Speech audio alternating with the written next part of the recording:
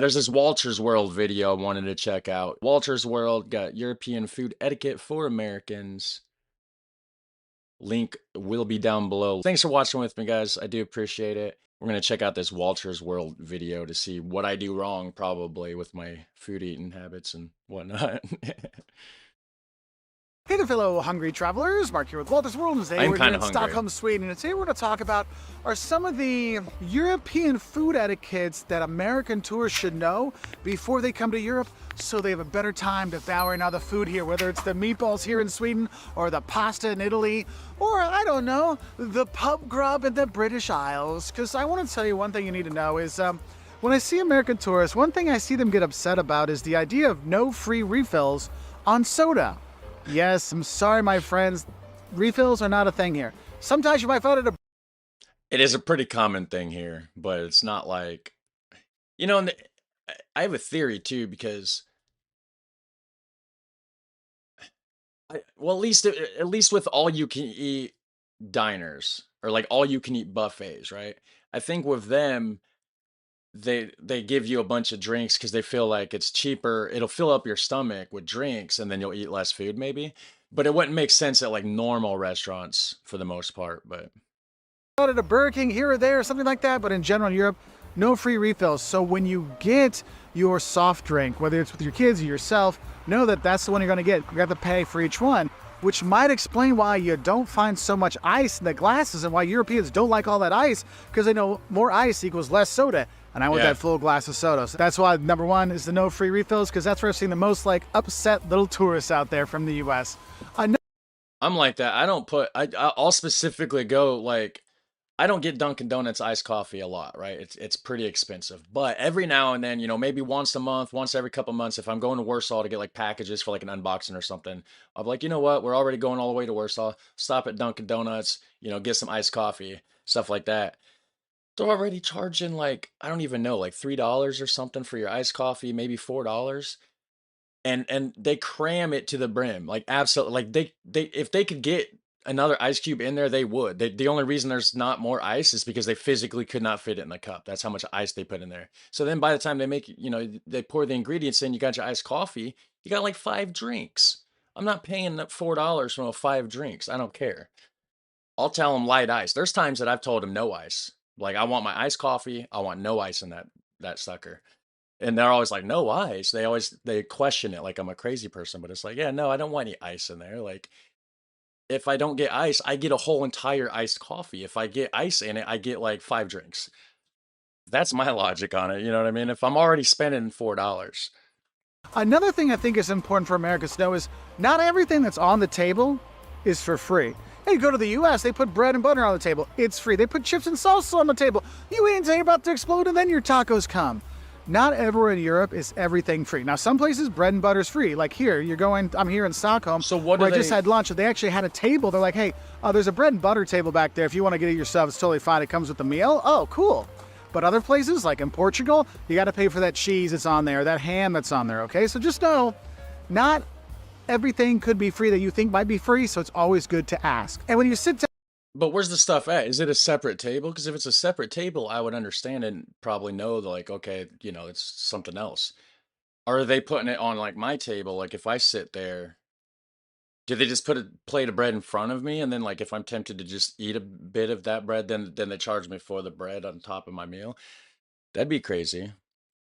Definitely a culture shock. I mean, something that a person should be aware of, I guess, before they go traveling. Because then after, they're like, "Oh, I thought that was," because like if you go here to like a Mexican restaurant, for instance, right? And you go there and you're gonna eat some nachos or some fajitas or whatever, normally they'll bring you like chips and salsa, and it's just included in your, like, there's no extra charge for it. Like, they probably, I mean, they factor it in, I'm sure, obviously, but they don't directly say, "Hey, this is what we're charging you for chips and salsa."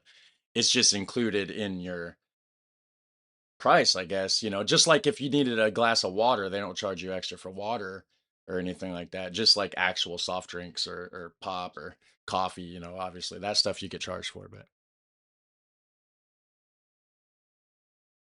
did they ask if you, yeah, so if they ask, then it would make sense. Like, it could be another charge, you know. But that would be confusing if they just put it on the table and then it's like, oh crap. If I knew you were gonna charge me $2 for that bread, I wouldn't have took a bite. Like, you know what I mean? Sit down, another thing I think you need to realize is the etiquette with water. Now, tap water is going to be fine anywhere you go in Europe, and you can order tap water. It's not a problem. However, a lot of places will ask you, would you like still water or sparkling water? And you might think, oh, no, sparkling I have to pay for. Still water should be tap water. It should be free. No, no, no, no, no. They're going to want you to pay for that. You got to pay for that one. So if you want tap water, you've got to ask for tap water, okay? That will be free. And again, use my sweet example. They actually had them So on the side, what's like, oh, if you want water, just go over. so what's still water then? Is that like bottled water? Right? If you said he said, hold on, let me go back because he said sparkling water, which is the bubbly kind, right? Or still water. Oh, okay, I see. So just not bubbly water, but also of a high quality, probably a bottled water. So then if you just want sink water or tap water, you would have to ask, right? The water's not free there. That's fine. I don't really drink water anyways, even if they offer it. Because like here it is. Like if you go into a place when they come in, they give you the menu and or actually no, they come to take your order because the menu's usually already on the table. Like when they give you the seat or like when you go and you sit down, right? They hand out the menus, then they leave for a few minutes. They usually come back with glasses of like ice water and then they sit it down in front of everybody and then take your drink order to like what kind of actual drink you want, and then the water's basically just kind of there for like if you're thirsty while you're waiting, I guess, or just like if you just want to just drink water and not have a regular drink instead, I guess. I don't know, but yeah, I mean every culture's different, every country's different and stuff, so like that's good stuff to know ahead of the trip next year so I'm not just over there having all these culture shocks. But the benefit of having culture shocks would also, be I could just do a video about the culture shocks, obviously, that I've experienced once I got there and stuff like that. So, you know, Okay, that will be free. And again, use my sweet example. They actually had them on the side, like, oh, if you want water, just go over there and get it. Other places will bring it to you, but just have a heads up for it because if you start getting what is spa blue and spa red? Still water is spa blue and sparkling is spa red. Is that like a brand, spa? Is that how they color code it? We have milk that's color coded. Like our whole milk would be like red lid. Our 2% milk fat would be like a blue lid. Uh, Skim milk or 1% milk fat would be like a light blue lid. Buttermilk's like a green lid, stuff like that. Hmm. In the Netherlands, you can fill your bottle for free in most places outside. It's like an outside spigot. Okay, so it is a brand, yeah, Spa. I've never heard of that. I don't drink a lot of water though. I should. I should drink more water, but I'm not out there looking at like different brands and stuff. So we may have that brand here too. I don't actually know.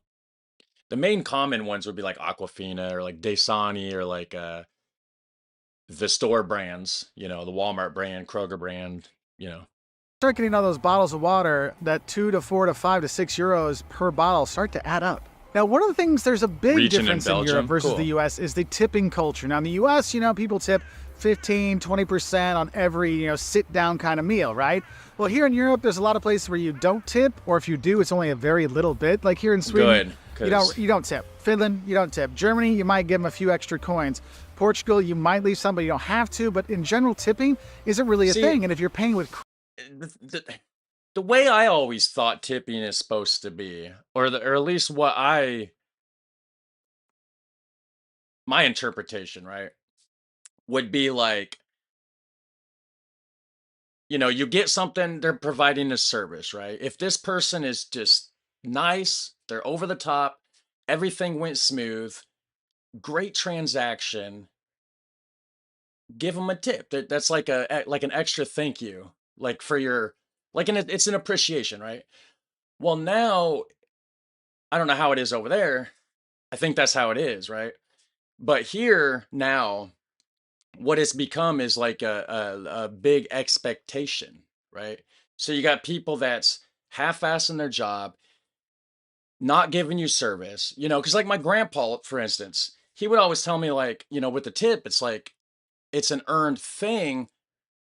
Just be a friendly person. You're nice, you're friendly. He would give you a tip, right? But if a person came to the table and was like super rude, was just being real negative, had a bad attitude, not even wanting to do the job that they're there to do, just visibly upset that they're even there taking your order, stuff like that, then in that situation, it's like they don't really deserve a tip, then they should be getting the wage that they're getting paid anyways by the employer, right? It's not how it is here. It should be different. They should be getting paid the right thing, right? And not have to rely on tips, but it it shouldn't be an expected thing. It shouldn't because a tip is like a bonus, right? If it's mandatory, how is it a bonus? You know what I mean? Like, it's almost like people make it mandatory. But, like, I don't have a problem tipping, I tip, but, like, don't be grouchy and then just, like, demand that I give you 15% when you didn't even give me 15% of effort. You know? Like, With credit card, they don't usually give you a spot to put the number in. So if you do want to leave a tip, because honestly, no one's going to stop you from leaving a tip if you want. yeah, see, tip is more or less 10% here if the service is what you might expect. Yeah, that's fair. Now it's like they wanna give you like, they when you buy something, they'll give you, like, options for tipping, and, like, now they're trying to make it where it's like, you have to go through these hoops to get to 10% because the standard or, like, the lowest option is, like, 15% or 18%, and then it'll go to, like, 20, 25%, 30%, and then, like, that's the options that you can just click, and then it'll predetermine, like, the math of that percentage of whatever it is, and then factor it into the thing, but it's like, that's crazy. If you want to, you need to tell them so when they put the number into the credit card machine, it goes into there. But I'll tell you, don't think that your credit card tip will actually go to your waiters here. So it's better to give them cash tips here in Europe versus a credit card thing. But in Same general, it's not a as tipping culture thing here in Europe, which leads into our and that's the same here, like, when you tip through the credit card thing, if you do it through that, a lot of these companies will take a portion of that person's tip, which I don't think is right. It should all go 100% to the person that got the tip, right? Like, that's fair, you know? But yeah, so definitely give it to the person. next kind of thing, which is the customer isn't necessarily king when it comes to eating out in Europe. You want a special order, you want to change things up. They're more likely to say no here. However, I will give you this: if you do have allergies, they're awesome about that here in Europe, and that's a really great thing. But changing the menu items, usually, no, they're not going to do that. If you are upset about things, oh, they aren't going to really care because service here, they make a good living wage. They make a good Right, wage, and they don't depend on your tips. right. So their service isn't quite up to what you're probably expecting. Now, And that's fair. They're not out there begging for tips, Just do the service. Like, I don't expect anybody to go above and beyond at all. But at least do it, right? If you're a waitress, don't come up to the table mad at me because I'm in the restaurant wanting to order food. It's just a standard transaction. I'm a customer, you're a waitress. Leave your emotions out of it. Take my order. You don't have to jump through hoops. You don't have to put on this extra smile or be extra nice. You just kind of just need to do the basic. That's all I expect. Just the basic of take the order. That's basically it. That's all I really need in the transaction. Anyways, you know what I mean? Like, certain places you do get better service. Like I find in Italy and Portugal, the people are very friendly. So that kind of comes across here in Scandinavia. The people are a little bit more distant, more reserved, and that kind of goes in their service. But just know, customer's not king. Okay, just have that in your right. mind. And one time, All right. So I just want to go through the chat a little bit real quick. Somebody, yes, you don't have to give a tip, but you can. See, that's fair. You know what I mean? I just don't want it to be like if something started as a tip and it's like a bonus thing, then don't like make it like a mandatory thing. And then like if you don't give this grouchy person this 20% or something, then it's like you're the bad guy because you didn't tip. And it's like, how is that if it's supposed to be a bonus in the first place and they didn't earn it? You know what I mean? Somebody said, I don't do mandatory tip. Take it off the bill. Yeah, I mean that's fair. It's like, yeah.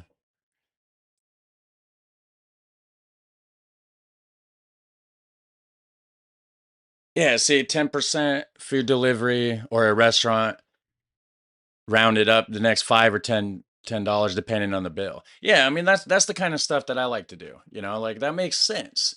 But then it's like you bumped it up, and you gave them an extra $10. I think it's fair. But then if you look at the numbers and then it's like, oh, but you didn't give 15% or you didn't give 18%, and it's like it's everybody has this percentage of like what they expect. That's the part that irritates me about it, I guess.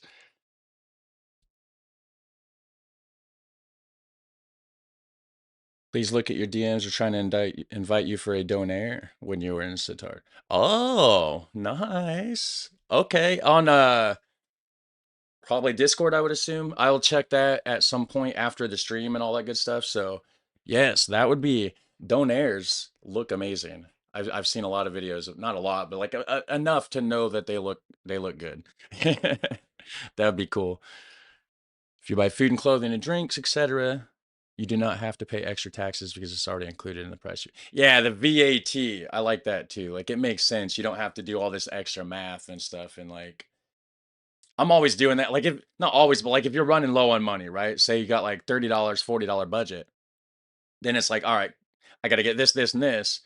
Then you got to figure up like, okay, but and every state's different. My specific state, it's 7%.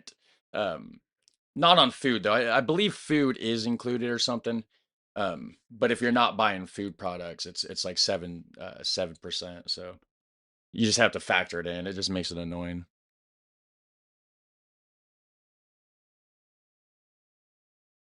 How's it going, Mandy? Hey, better late than never, anyways, right? But you can always like watch the replay after. And I watched the Uncharted video a little bit ago. We're in the middle of the Walter's World 1 now. I'm going to clip these out after, put them into regular videos to upload as like individual reactions. And then all the part, like right now where I'm rambling and talking to the camera, I'll probably edit that out so it flows more like a regular reaction or whatever. So that's what I'll be doing after this live stream, actually, is working on that after everything processes out and it lets me. Because I didn't hit record on OBS, so it's not recording while it's doing it. So I'm just going to have to like download the stream after and then put that into Vinci and cut it up from there or something. So hopefully the quality stays good after I do all that, but we'll see. It's just reactions, so like I don't have to be Hollywood level cinematic necessarily, so it's all good. It'd be nice if I could be that way though. Like eventually maybe my quality will finally get up there. All right, enough rambling. I'm gonna go back to this video.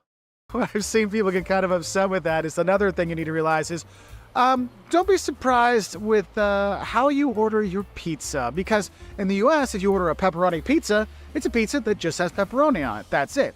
However, Yeah, but the thing is pepperoni is not Italian. I'm pretty sure pepperoni was invented by a guy in New Jersey. Possibly had Italian ancestry. Maybe he is an immigrant from Italy or something. I can't quite remember, but pretty sure it's something to do with New Jersey, not Italy. US, if you order a pepperoni pizza, it's a pizza that just has pepperoni on it. That's it. However, I remember when I lived in Finland and I ordered a pepperoni pizza and it came with peppers and tuna fish and slices of salami. And I'm like, what's going on? Just realize your Okay. pizza might have a name to it that has different ingredients. So read the ingredient list. And that goes for a lot of things you think are traditional foods. Like I remember one time one of my friends, she got a tomato. Hold on, hold on. What is this? Flamacucha? And that goes for a lot of things you think are traditional foods. So that's just like a flatbread. I mean, I can tell it's not a pizza. I'm not that I'm not that dumb, Walter. Or Mark, I guess is his first name. I get corrected by that all the time. If John's watching, I don't know if he is. I haven't seen him in the chat, but he would say his name is Mark. He'll remind me every time. That's funny. But anyways, and if you're watching, John, how's it going? Thanks for the reminder. I did remember this time after corrected myself. His name's Mark. But yeah, I'm not that dumb. I would know that that's not a pizza because there's no pizza sauce on it, right? But it does look good, whatever that is. It looks good. I mean, it looks like I can't tell, but maybe some mushrooms on there, some sort of mozzarella or something, and maybe ham slices. I don't know. Foods. Like, I remember one time one of my friends, she got a tomato salad. Now, having lived in Europe and having lived in Portugal where this was, I knew that a tomato salad was literally just cut up tomatoes. She thought it was like a lettuce salad with some tomatoes, and she had tears in her eyes. So just make sure you realize that the nomenclature. Now that looks more like a pizza. Also, thank you, Mandy. I appreciate it. Great to see you doing well. Yes. I had to wear it. It's a comfortable shirt too. That definitely looks like a pizza. Uh, well, I don't know. I mean, the more I look at it, the more I can tell that it's not actually. That's like whole little tomatoes and like, is that olives? Yeah, that's more of like just like a flatbread, I guess, because there's no sauce. Nomenclature is very Looks important that good. you read all the things there. Now, one of those things I love and hate about going out to eat in Europe is the idea that, well, eating out isn't a marathon, which is awesome. You're there to enjoy. You're there to eat. You're there to talk with your friends. It's much more of an experience than a Yeah. rush to shovel down all the food and get the next table and get the tables turned over. So And that's what I like about, so like, okay, so in America, a lot of people is like, rush, rush, rush, fast, fast, fast, eat, quick, quick, quick. But not all people, right? Italian Americans, like they're still American, but like the ones that have like Italian ancestry, right? Like they're big on like family meals, stuff like that. People from down south, like Virginia, West Virginia, Kentucky, Alabama, kind of stuff, Georgia, right? Um, they're still big on like big family meals and like it's a whole experience. Get together, eat all the food, talk, enjoy it together, and all that kind of stuff. And I don't know if that just is a cultural regional differences because I mean everybody from here came from Europe obviously back in the day, but isolated in different areas of the United States. So I think a lot of places down south kind of retained that part of Europe, whereas other parts of the United States kind of lost it or whatever. So if you have a table, you have a reservation, no one's going to rush you. But that Oh, can be half frustrating when you mushrooms. want to order, like, hey, could I order or could I get the bill? Those kind of things you need to realize that it takes a longer time. So if you're in a hurry, make sure you let them know, hey, I've got a theater performance I got to go to. We got to go catch a train in a little bit. So they kind of go a little bit faster because that's where I see. But if you're in a hurry, don't go to a sit down restaurant. I've always, it's like anytime that I'm out, if I don't have time, it'd be nice to go to a sit down restaurant and get a nice quality meal, or at least better quality than you get at fast food. But, if you're in a hurry, that's what a fast food kind of place is for. Don't go to like a regular sit down restaurant and then complain because it's like that here too. You're not going to go to a sit down. I mean, maybe sometimes during the day, if they're busy, sometimes they'll kind of try to rush it, to get the next table in because they do work on tips. Um, but back to what the reaction earlier about diners or whatever. That's what I like about diners. Diners are more slow. They're not rushing you out the door. It's more of just, enjoy your food at your own pace. And it's great. Where I see some people get upset because I'll see them looking around. Where's that waiter? I want to get my bill. I want another beer. What's going on here? It's just things are a little bit different. And I know it kind of goes on with that customer is not king, but I think the marathon versus the sprint when it comes to eating and the experience of eating is important to note the difference. And that's why when you go to a restaurant, you see that a table has a reserve sign on it and it's relatively early in the evening, you might want to ask them, hey, when is that reservation? Because a lot of times they only have one reservation for the day. They only have one happen in case people go too long. And they're like, oh, that reservation's at 9 o'clock. I'm like, well, it's 6 o'clock now. What if I promise to get my whole family, we'll eat and be out of here within an hour? And we'll be out of here by 7, so you have 2 hours like to make more money off. It looked like Bernie Sanders for a second. I don't know why. Before he smiled with the guy right there. And be out of here within an hour. And we'll be out of here by 7, so you have 2 hours like to make more money off that table or do whatever, leave it there. Okay, now make sure you're out in time, but that's one of the things I've actually done quite a few times. Like, hey, we're going to be eating quickly. I just want to feed the kids. We'll get out of here before the 8 o'clock sitting or the 9 o'clock sitting. So that's something you can use. That's like a little hack I do to sometimes get a seat at a restaurant and knowing that I'm not going to have the 3 hour dinner, but only like the 35, 45 hour long dinner. So that could be something to think about. Because in the US, they're like, turn those tables as much as they can, like until you're there to get it. Then they put the reserve sign down. Now, if you're traveling Europe with their kids, I think another That's funny.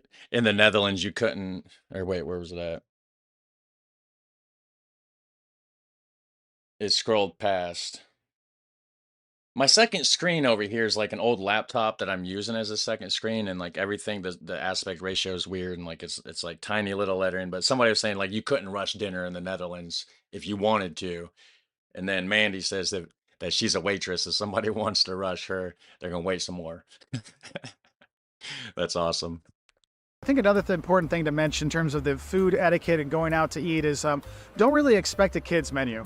Now, some places it's getting a bit better. Like if I'm in the UK, I'll see a kids menu here and there. Even in France, I see it pop a little bit. But a lot of places there isn't a kid menu. Now you can ask them to make a smaller portion of a meal that's on the menu for the kids. Now there's no guarantee they'll give you a smaller price, but they'll give you a smaller portion size. That's one thing I think is important. Well, then I'm getting the whole portion. If I'm paying the whole price, I'm getting the whole thing. And guess what? If my kid can't eat it all, I'm gonna scoop some of those potatoes onto my plate because I'm a big boy. I can eat them. It's important to realize like the sharing aspect of things with your kids because yeah, getting the dino nuggets, it's not going to pop up on the menu. Okay, maybe it does somewhere. I'm sure some of the comments are like, well, I had dino nuggets if he chins at this barbecue place. Ain't Yes, it nobody can trying to happen, eat but in no general dino nuggets it's at a a little bit restaurant. tougher. And I think going along with that kind of serving size idea, Although I will say dino nuggets, I don't know what they're doing to that chicken, but it tastes pretty good. I know it's ultra processed, super unhealthy, more than likely. Uh, Definitely marketed for kids. I've had them before. They're pretty good, but I'm not trying to go to no restaurant and look for dino nuggets.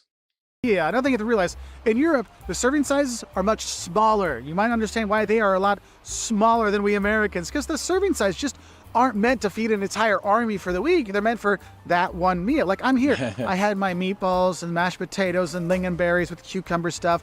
It was a perfectly portioned meal that I'm like, oh wow, I feel I'm not full, but I'm like perfectly satisfied. Like satisfied is the greatest way to talk about food when you're in Europe. You're so satisfied afterwards, but I don't feel like I'm going to explode and blow up. Like when you go out and eat in the US, it's like, my God, how do I take it all home? And that's one thing you need to realize.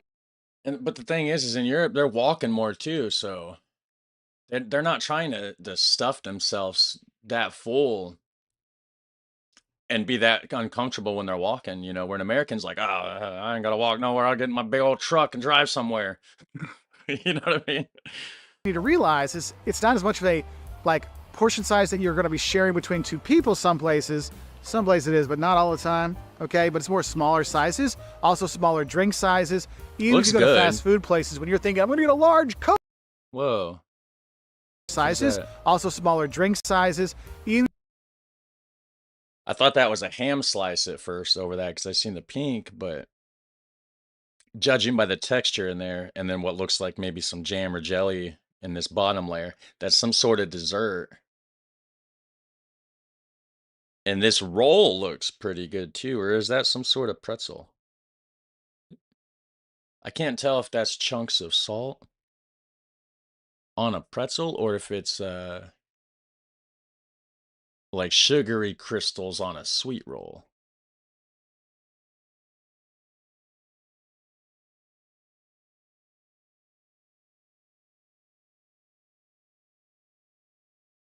After a meal, you need some room for dessert or a coffee. Yeah, it's true. The cake, huh? What about that roll?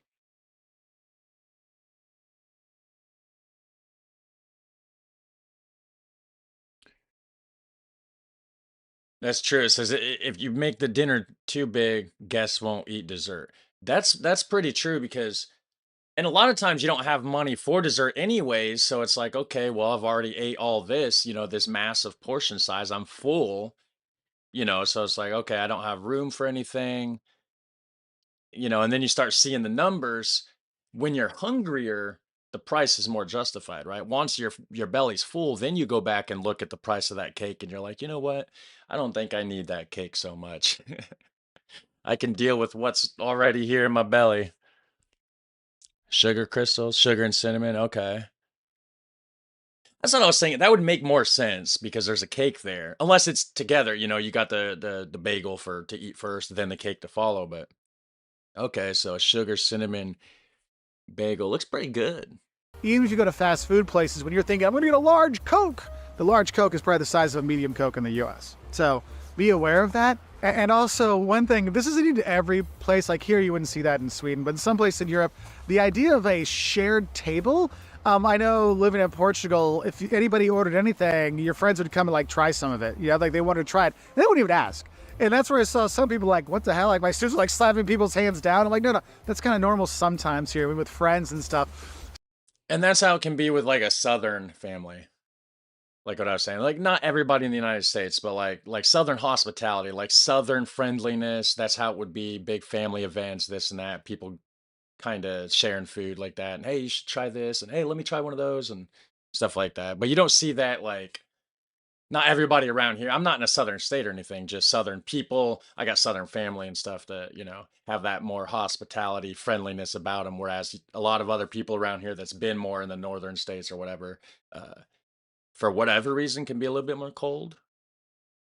So be ready for possible sharing of food that you didn't realize was going to be there, which can be good because then you can try the other stuff, but don't go overboard because the portion sizes, like if you eat half their pizza, that's not cool. Okay, not cool. Why was That's not cool anywhere. well, Now, another thing duh. I think is important in terms of the etiquette is how you pay. Now, Yeah, nobody does that here either. You don't like, hey, let me try a piece of that, and then you like, let me, and then you take like half of their food. That's not no. We're courteous. Like you take a small amount to try it, but leave them like 90 something percent of whatever they had left, right? getting the bill's at the end, but you'll notice the getting the bill in different places, sometimes it's straightforward. Some places you pay beforehand. Some places like you just get the waiter's attention, could I pay please? Oh sure, and then you'll pay and go, and it could be you either pay with cash or card. Visa, MasterCard are everywhere. Tap and go is really big. Some place Yeah. like here in Sweden, like there's places that don't even take cash.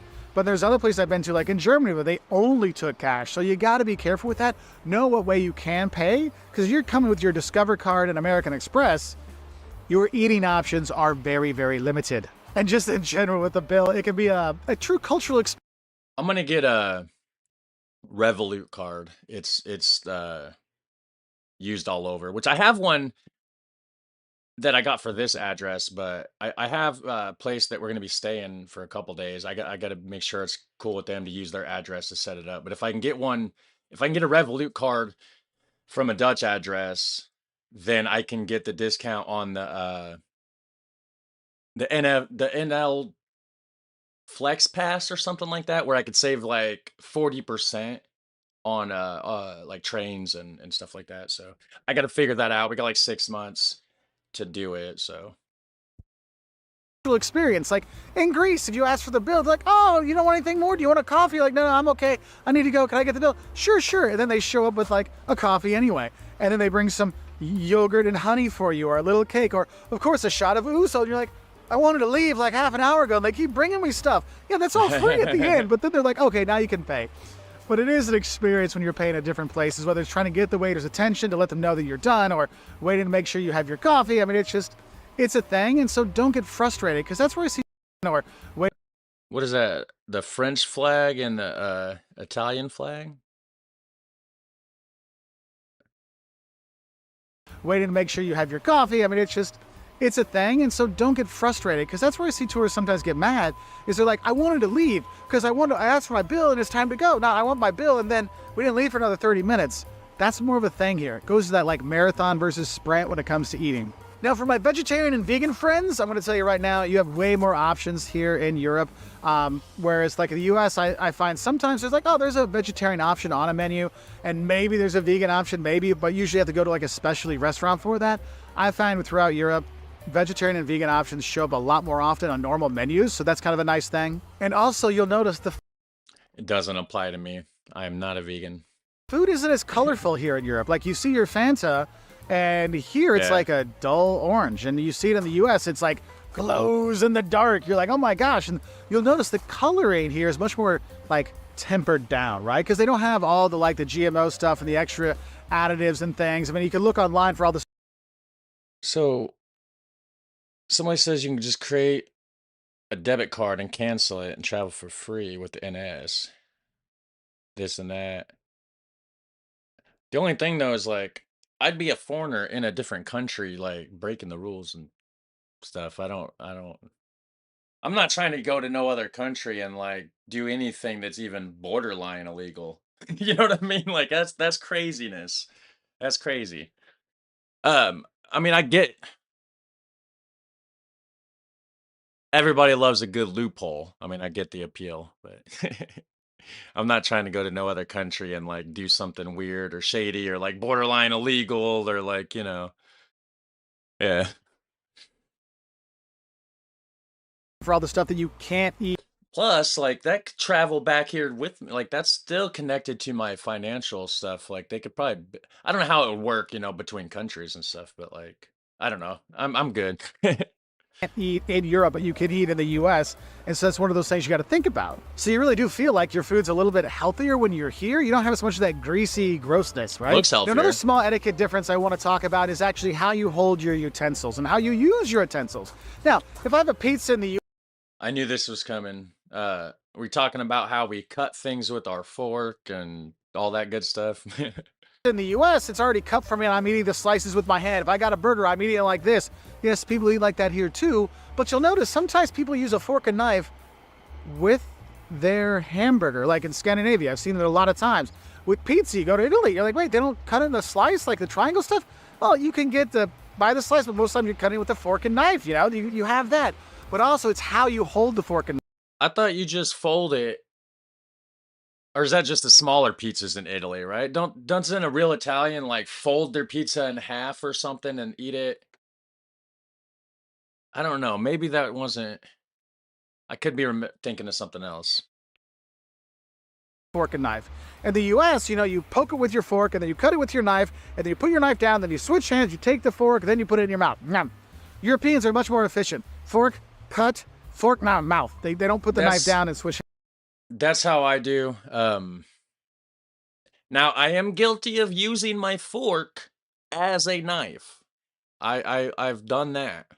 But if I have a knife, if I'm sitting there with some pork chop or whatever, and I got my knife and my fork, then I'll hold my fork with my left hand, cut my stuff with my right hand. Even though normally I would eat with my right hand, I just use the left hand to eat with since the knife is in my right hand. I don't do the switch back and forth. But I was also born left-handed, and then for whatever reason, when I was in school, kindergarten, first grade, whatever, the school that I was at the time, they made me switch to being right-handed. So I do a couple random things with my left hand anyways, probably more than like a normal right-handed person, but like I don't have full function with my left hand. I can't write nothing or stuff like that anymore. I used to be able to when I was in grade school. I could write stuff with both hands, but lost it after not using it. Only started using my right hand for most things. So Switch hands. That's one of those things you'll see. So look for it next time you're here. Be like, oh, you're right. There's more shoveling here than switching. Interesting. And then I want to talk about this etiquette difference, and that's one of the okay. things that I see a lot of people's heart, get broken when they come here, and that is So I guess I was wrong with the pizza thing. That's more like a calzone type situation. Regular pizza, absolutely not, I guess. Real Dutch food only needs a fork and then you shove it in.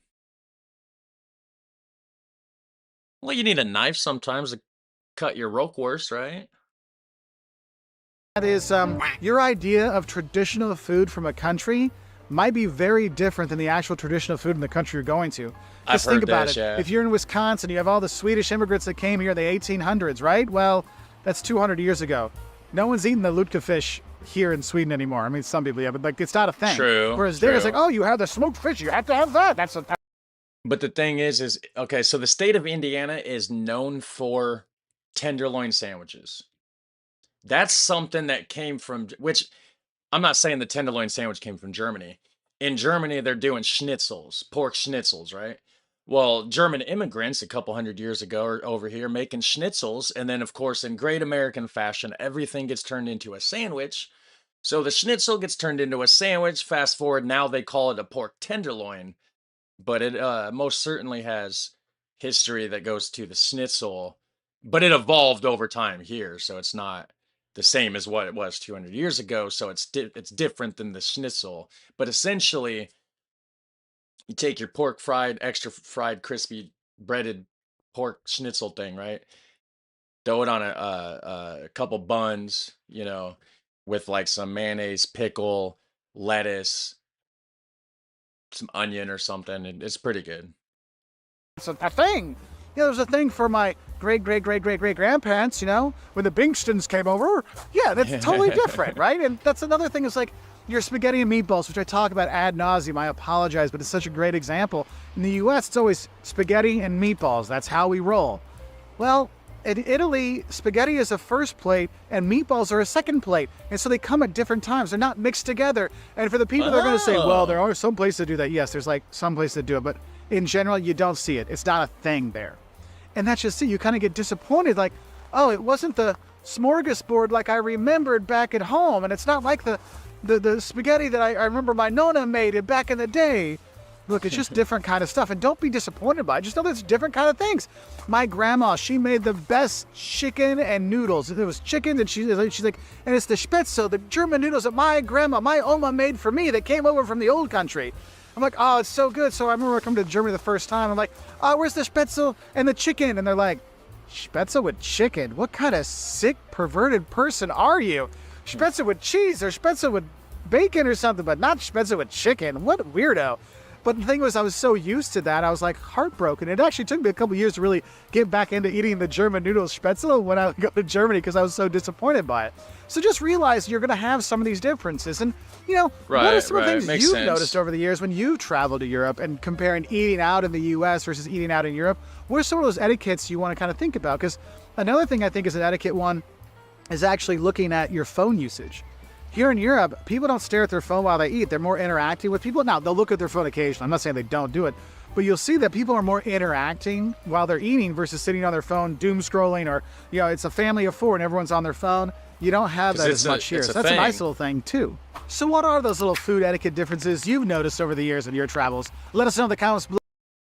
I know my spaghetti that I make is absolutely nothing like anything even close to an Italian spaghetti, but I know it tastes good. The way I cook food, though, I don't really like follow rules anyways. I just basically like mix things together that I think will probably taste good. Most of the time it does, sometimes it don't. Uh, when you're just kind of mixing things together with just some random ingredients that you have in the kitchen, you don't feel like going to the store. It's hit or miss. But I've came up with some good stuff before. So have you guys heard of water chestnuts and spaghetti? Because I've done that before, and that's not even like I think water chestnuts is like an Asian food or something. I don't even know. But diced up really, really, really small, just to give like a little bit of like a crunch and like some texture in the spaghetti. I put it in chili before too. I've never in my life heard of anybody doing that ever. I don't even know why I did. I just thought it just sounded good one day. It doesn't actually really add like a lot of flavor though. It's more of like a texture thing.